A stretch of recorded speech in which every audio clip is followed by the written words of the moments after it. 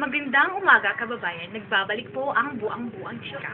In our second headline, mula sa Nueva isang batang patay matapos nilunok ang dalawang stick ng Piccolo at ang buong pag-ulat patrol mula kay LG Tambiga. Paso.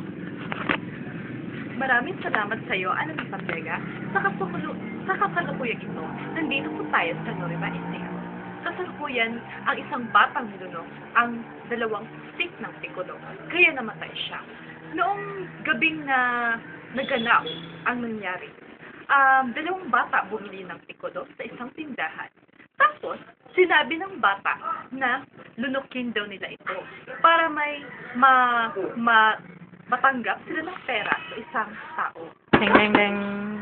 Nung isang lalaki, nilunok niya ang isang stick ng Piccolo.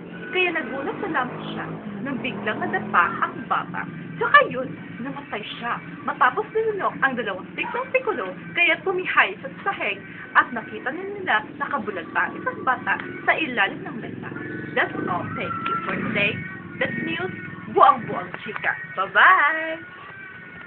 At mga kababayan, magbabalik pa po ang buang-buang chika for another headline. Bye!